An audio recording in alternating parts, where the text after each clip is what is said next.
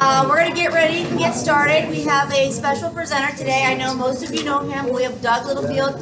He's going to be presenting to us regarding the depth and complexity, so we have a better understanding of that, and we can better serve our kids in the classroom. So without further ado, I'll let Doug get started with our session today. Good afternoon. Good afternoon. That was kind of lame. Good afternoon. All right, just fake it till you make it. So I know that some of us have met each other and some of us have not, but the first housekeeping thing is if you are ELA, you're in the wrong spot, we're downstairs. None? Sweet. I'm going to talk to you today about depth and complexity, not necessarily just DOK. Because I know that there are many in this room who can stand up and sprout out what DOK is. Right? Let's hear it. Which is what? Loud and proud. No. We got to get the level of which you make your assessment questions. Jennifer Love. Jennifer Love is going to tell us all about DOK as well. Yes, ma'am. Let's hear it. The level and depth of complexity at which you teach or forcibly give an assessment. Good. I like that. I think there's something that we need to add on. What is it? You know, I got a volunteer finger right here. I don't like using it, but what else do you think we need to add?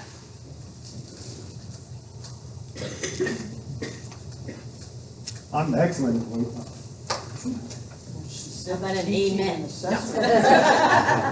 said teaching and assessment, so are you trying to tell me you want me to throw in learning? But the kids, that's, no, I don't know what you want.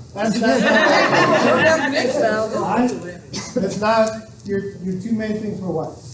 Depth of knowledge and understanding the formatively assess the teaching and Okay, assessment. The focus was on assessment, right?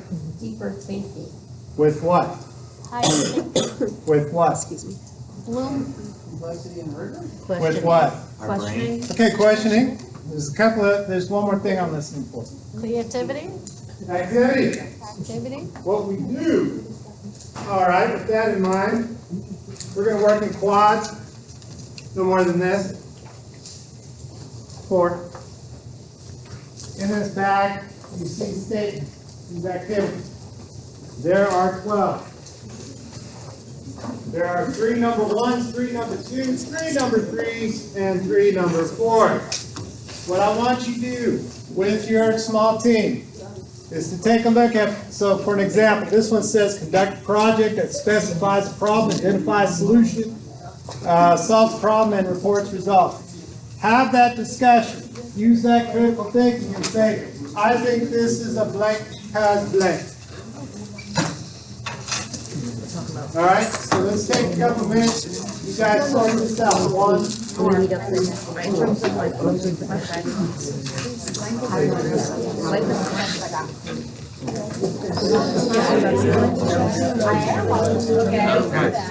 I remember when you do. Yeah, whatever.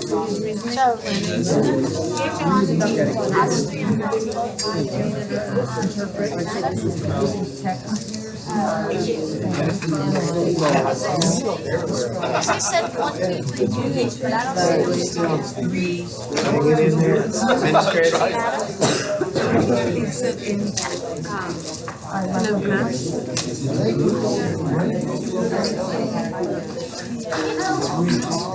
Sure. There are 3 number 1 activities, 3 number 2, 3 number 3. Figure out which ones are the ones, which are the 3s. Sort them out.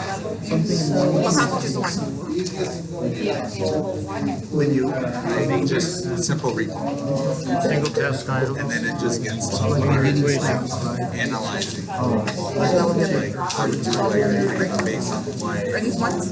Yeah.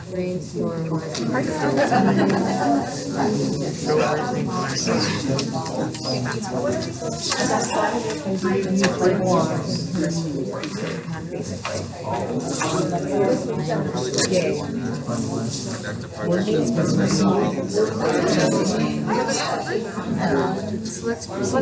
You can do it like this, and one read over is like a structure.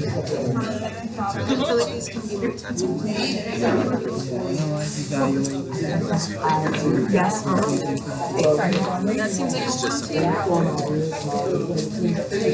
language structure, relationships, words. I felt like that would be like a 3, I'm not sure.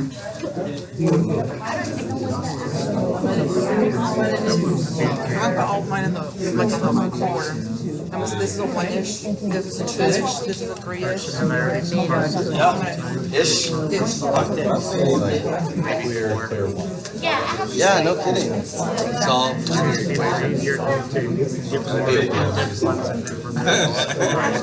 plug and chime, plug and Before I chime. tell them to solve the equation, I'm gonna show them how.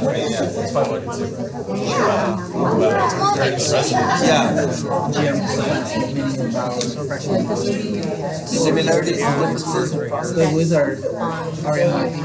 See, none of these like connect. Where are 1, 2, 3, and 4? Yeah, this is It's 1, 2, 3, 4. You said that there's 3. Depth of knowledge, extended thinking, skills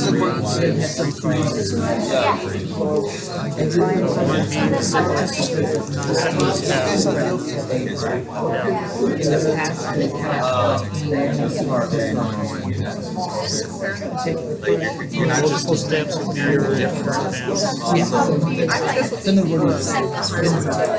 well then so for Some of them are the ones that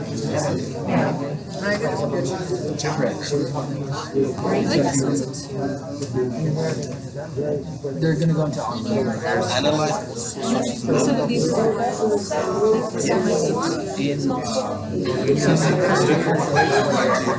this C said it's a 4 and you say you're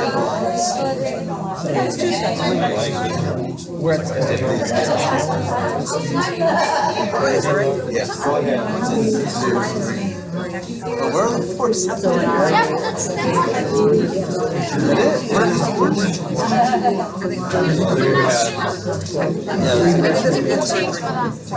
think maybe you just do. I would say it too because you're just comparing. It's like, okay, what's the, you can literally have a paragraph between the two. I think we're short, I think we said 3, 3, and 4. Jeremiah. This one right here is Okay, let's put this one at the top for sure. steps, but there's only one. I'm thinking this one and this one. Yeah, I would go with that. Because you're giving them. Here's the great history. Yeah, this is assuming that we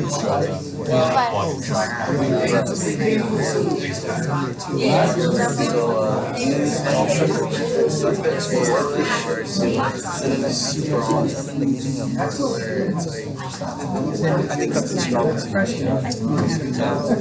select the procedure according to criteria of performance. I think that if we don't get it right, we're not gonna get it right. It's not the first time.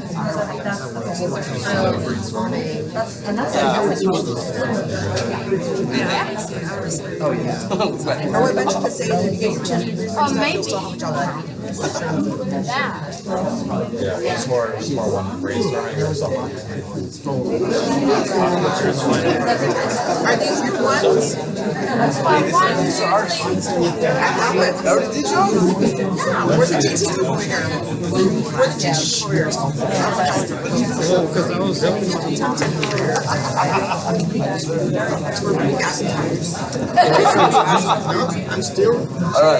Evaluation accuracy and completeness of information across multiple sources. I'm okay with that. Comparison of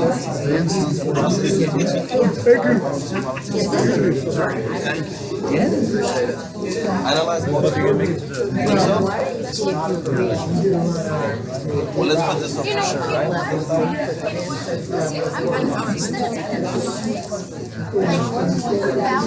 Yeah, if you guys bring your lunch, I mean, we got a microwave there. And then this, like, here again, and then jump it, like, that's all we're gonna look at, don't need to add anything else. And then, this is what I want you to do next. This is what I appreciate. I don't know if that works. Instead of looking Words starting to come back together. Right now. Thank you. What we're looking at is conversation. That's what I'm looking for. Conversation, right? Now, here are some things I heard. I've been looking at STAR exam questions all day. In other words, we're making a connection to what we're doing now, yeah? Yeah, I was just making the comment that, at Delmont, we're looking at not STAR questions, but sample STAR type questions. Okay. And saying that, well, I've seen that type of question specifically, and it was a DOK-1. But it's more of the thought of, is that even accurate, like compared to the real depth of knowledge? So I wasn't saying necessarily fairly know by that, but I've looked at that kind of question in DOK-1, so is that true? Is DOC always, you know? Well, that's a good question, Yeah. and we're going to investigate that, okay? That is a need, we'll make that need. I also heard,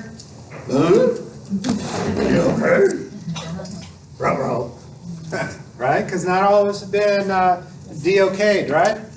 And that's fine. We start where we start, right? What were some of the other conversations that you guys were talking about? Fuzzy area. Fuzzy area, okay. What does he mean by fuzzy area? I think what he is referring to is when you talk about DOK level 3 and 4, sometimes when you're talking about a high 3 level and a low 4 air level, it's hard to differentiate between the two types of questions. In other words, it could be a high 3 or a low 4, right? Yeah. And we get in arguments. And then we're out in the parking lot wrestling because I said it was a 3 and you said it was a 4. Let it go. Go for the next highest when in doubt. That's what Webb said. And I'll talk about Dr. Webb in just a moment. So, we are all sitting on the edge wondering if I'm correct or not. So, if you had conduct a project that specifies a problem, identifies solution, solves the problem, and reports results, that's a 4. Why? Why would that be a 4? Conduct a project that specifies a problem, identifies a solution, solves the problem. Why is that a 4? Because you're conducting it, you're not just reading about somebody else. All right. What else makes it a 4? Full spectrum. Multiple levels. Full spectrum, meaning what? You start with the idea, you plan a way to answer the question, you do the project and answer the question. Okay. Brainstorm ideas. That is a 1. Thank you, Amber.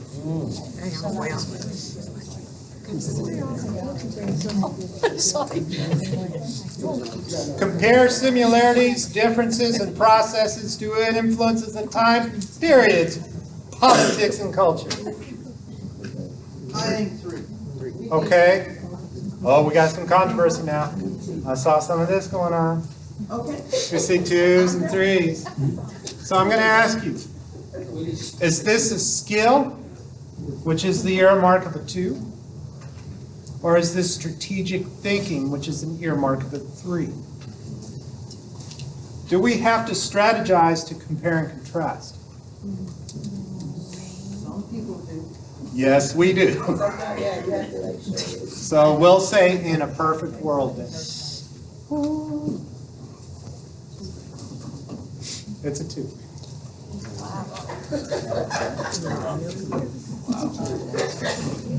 Okay, the celebration is going on. As long as you don't use anything for a prop, it's legal, according to the NFL. Evaluate relevancy, accuracy, completeness of information across multiple sources. What do y'all think? Evaluation. It could be a 2, could be a 2.5, or it could be a 3, depending on context. Now, I'm going to say it's a 2, 2.5, depending upon the context. This is my favorite. Describe. Y'all ready? Describe is probably 1. Describe how word choice, point of view, or bias may affect the reader's interpretation of a text. Why is it a 1? You're just describing, you're not analyzing. Okay. All right. So we're going to dig. Take a look at your packets, because this is where we're going to dig.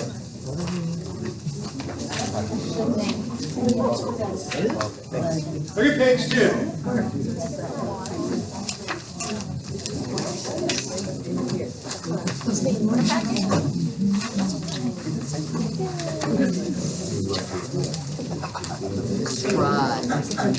Page 2. Bloom's taxonomy. All right, let me ask a poll real quick.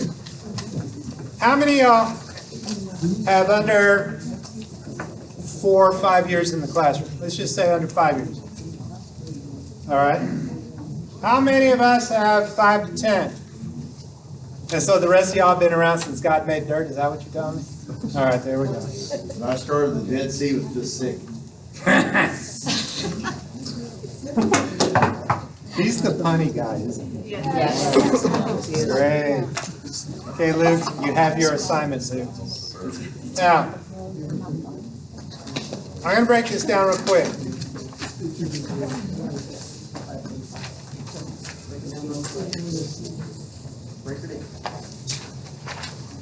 Bloom's taxonomy is all about the verb.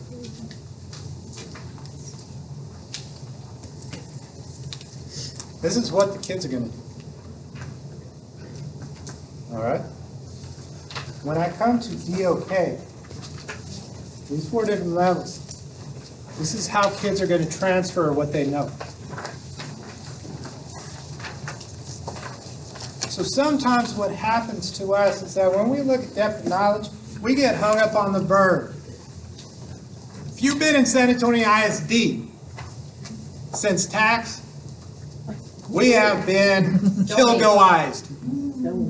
It's all about the verb. Verb, good. You know, we all walk around with arms. Verb. That's not DOK. DOK is not only just about the verb, it's about the process. There's the distinction.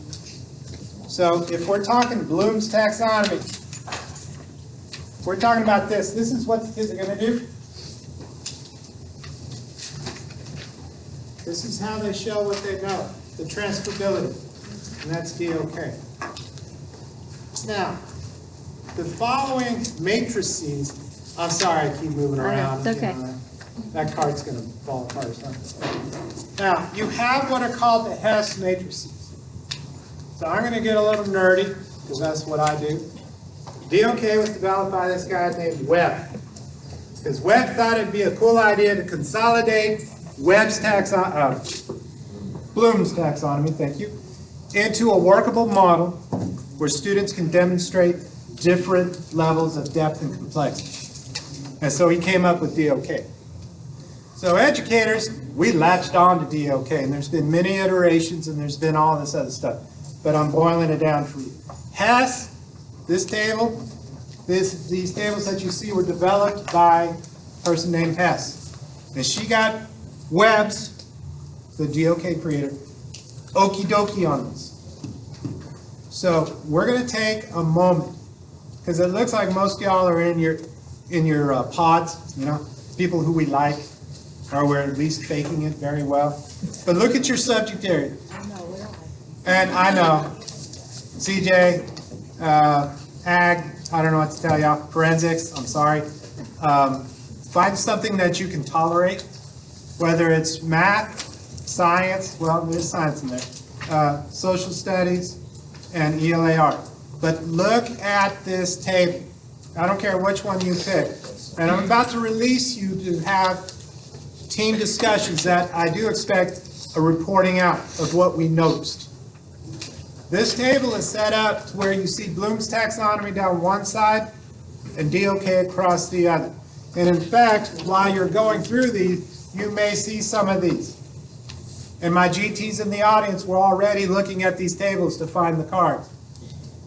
Plus 5 points to you. Well played. All right, so this is what the conversation is going to look like. I'm going to look at this thing, and then I'm going to talk to my team that's immediately around me, and I'm going to say things, you know what, I noticed when, or I noticed that. Because that's going to be part of the conversation when you report out. So you can stay in your quads, you can stay in your triads, however you are grouped. But I will ask each pod to report out on things that they noticed according to their Hess chart. Does that make sense? Mm-hmm. Clear as mud? All right, guys, go for it. So are we supposed to go with math? I guess you can stay where you are. Did you want us to do this by concept? He said it's up to you. You can either go to concept area or you can simply go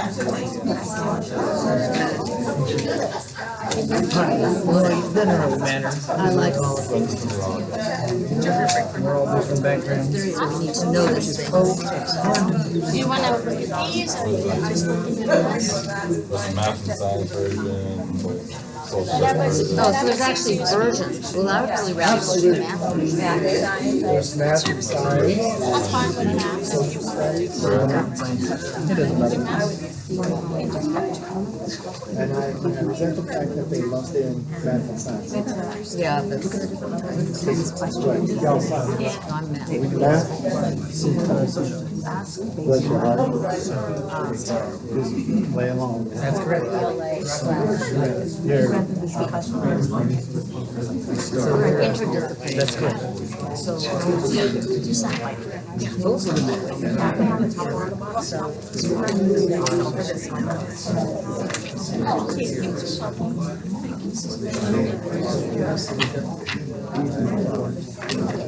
Did you write this? Because I didn't want to forget everything. I'm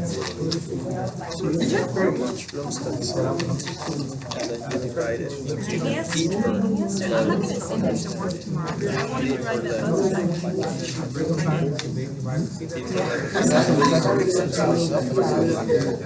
Yeah, I just went. Okay, so what I'm noticing that the DOK level still are rising up on the Bloom's level, so you might still be staying at a low unless you're evaluating. Lower level very high. Yes, in other words, the DOK level and the Bloom's level are not like one-to-one. All right. Conversation should be focusing on He stays on that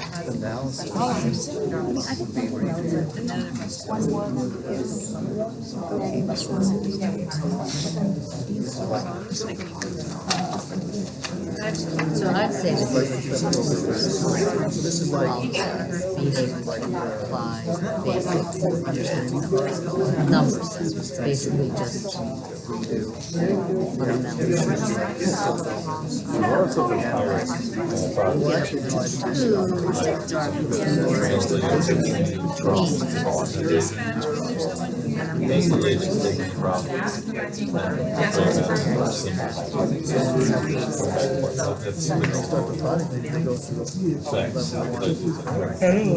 This is more like a risk. I guess what I'm noticing here is foundation, and you're looking for the correct. I'm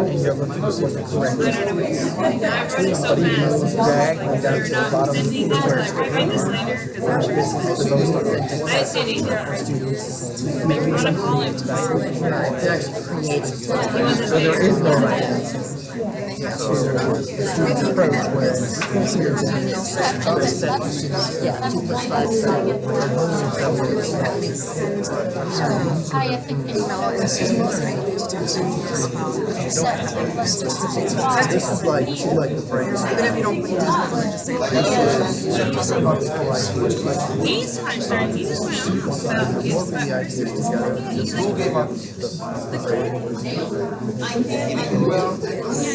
the driver didn't get it.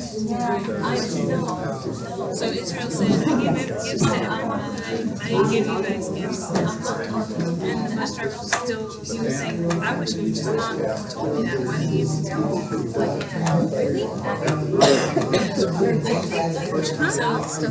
In the middle of his conversation. Oh, yeah. Because he's been resentful of this child since pre-Christmas. I swear. I mean, he's going back to Christmas and he's talking about presents for Christmas. Why are you upset about that? First of all, so I don't know. He just wanted to let me know. No, but Israel should have. I know it doesn't sound right. He must have fixed it. He said, do you know he told me that Christmas was All right, so here we go. he wasn't giving us gifts? Why did you should not say anything? As I'm monitoring, I'm hearing good conversations. Really?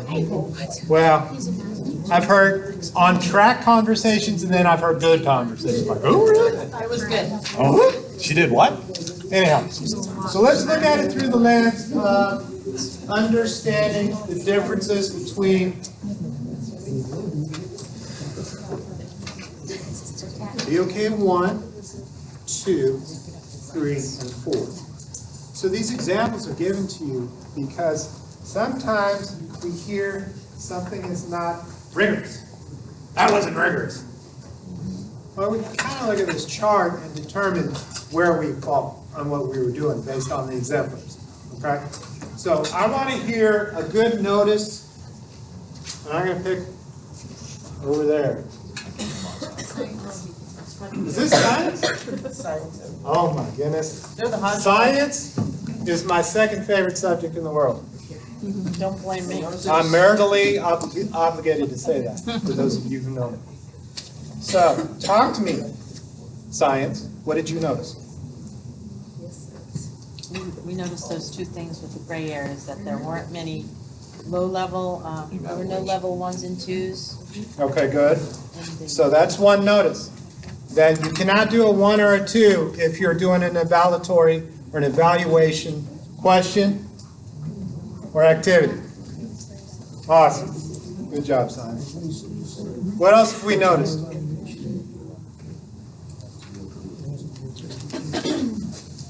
All right, social studies, you're up. Yeah, remittance. Let's hear it. Luke? What did you notice? We do a lot of analysis of like multiple viewpoints and concepts, biases, that kind of stuff with critical cutting. And if we thought about doing that across more than one time period, we potentially be pushing it up towards DOK level 4. So we do a lot of like DOK level 3 stuff. And if we looked at multiple time periods, the changes between them, that kind of thing, good, we'd be already looking at level 4. Good. All right, so what they did is that they took this grid and they made a personal application, right? Okay. I'm going to come up here. Let's hear it. Something that struck me as a little bit odd was translation between problem symbolic notation for math. Okay. To DOK level 3. That seems more like a 2 or like even a 1, because you're only taking a word problem and making it into math notation. Right. Okay, so some of the problems we have sometimes with DOK is that we're highly educated grown-ups. All right? We all got a degree, or almost got a degree. It's cool we got some student teachers in here too, bless your heart. So talk to me about the process that I have to go through in order to hit that, to do what you told me to do. So what is the student expected to do in your example that you chose? Well, a simple example would be you give a student a word problem, 5 apples, take away 3 apples. They translate that into 5 minus 3. Okay, but is that what that thing on there was truly talking about? It says translate between problem and symbolic notation when not a direct translation. Okay. Now, if I was an algebra student, what would that look like? Well, you could say, It could be inequalities. Okay, so talk to me about that then. They have to know which direction means less than or greater than, and they have to actually understand the meaning to that problem, like how to apply it. Well, they also say when they say not a direct translation, a lot of times they want them to make a graph with a point for the slope and the y-intercept. Well, so instead of giving them the slope and the y-intercept, so it's a direct translation, they'll give them 2 points. One will not be the y-intercept.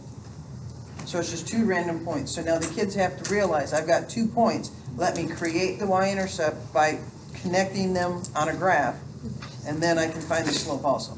There's not a direct relationship between the two because the kids have to know what to do with their 2 points. And this is why I love math so much, because it's all about, DOK is all about context. And I want to make this critical point of what we just heard. Because we heard the same activity, but in 3 different contexts, yeah? 3 different contexts. That means we could have 2 different DOKs, because I heard 2 different DOKs. You see where I'm going with this? So sometimes we look at something and say, oh no. But we have to look at the cognitive ability that it requires, right? Is it just recall, reproducing? Is it just skill-based, or do I have to strategize in order to figure it out? Does that make sense? So you're right, she's right, she's right. It's all about the context. Does that help? Are you just saying, so I move on? Sure. Former 8th grade teacher, I can be obnoxious. Just ask them. Okay, good. So, with that in mind, I'm going to spend some time talking about the application of DOK. We've talked about, we kind of reviewed this. I don't know, some of us are still a little murky, and that's not a problem. But take a look at this diagram.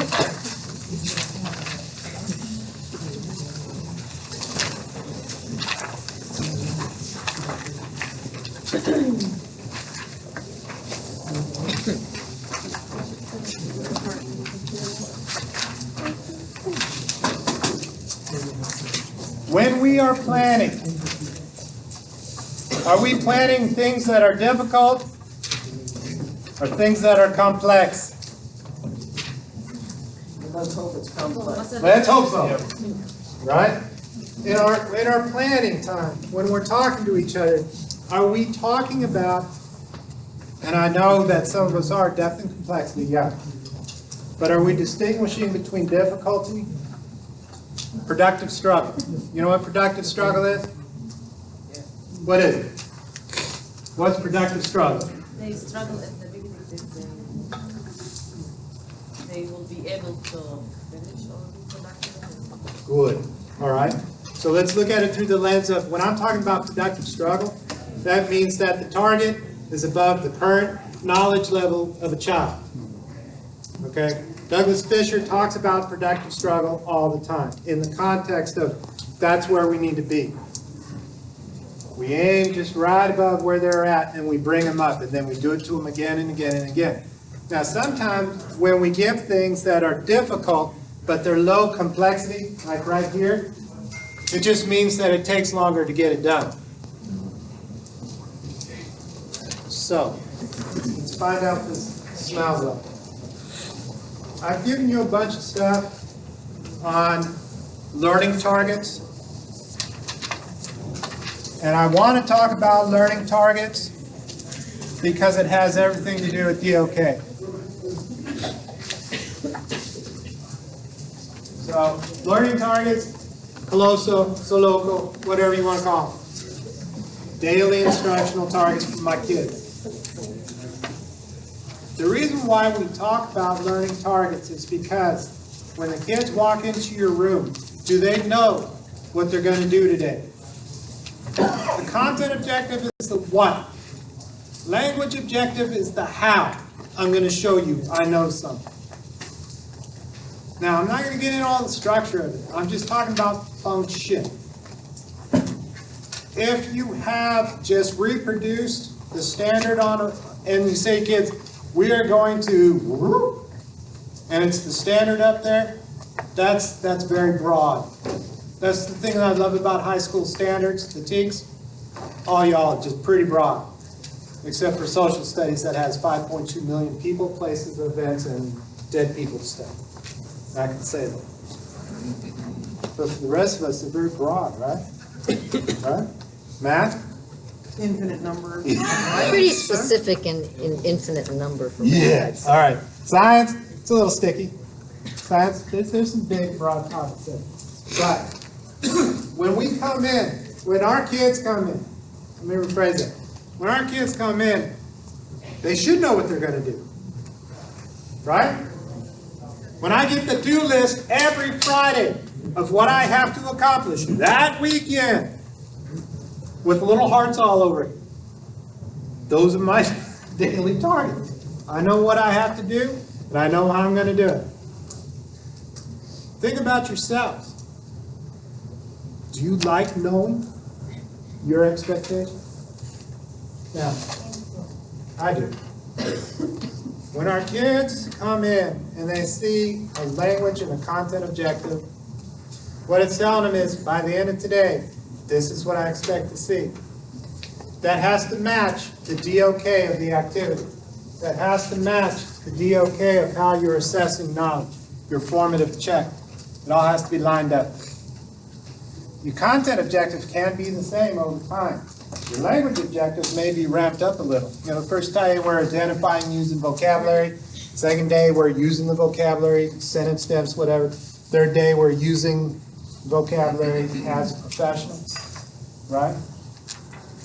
So, what we do, what our targets are, all of our activities have to be aligned to DOK. So, talk to me then about when you noticed, because y'all have experienced 4 levels of gradual release of responsibility in 40 minutes. In fact, you've experienced multiple stages multiple times. Talk to each other and figure out when it happened, when they happened. Talk to each other. When do you think IGR argued? That's perfect. Sweet.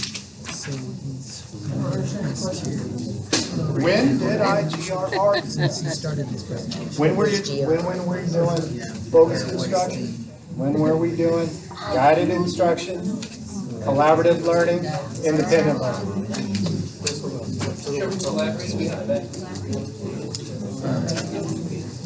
Obviously, we collaborated.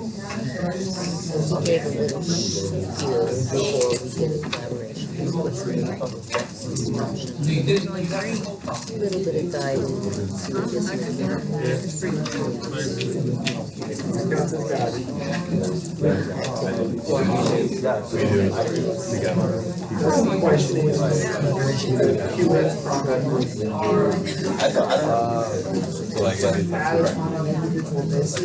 Yes. So maybe we're doing more different projects.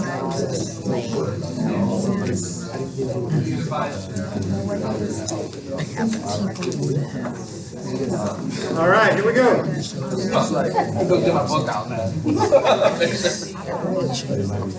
One on you at a time. Please come back.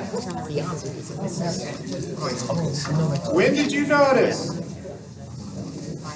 When did you notice focused instruction? And that focused instruction is all about modeling or think alouds. It's about noticing.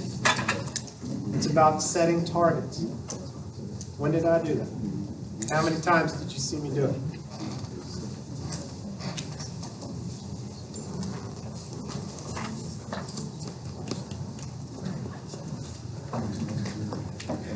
Ooh, okay.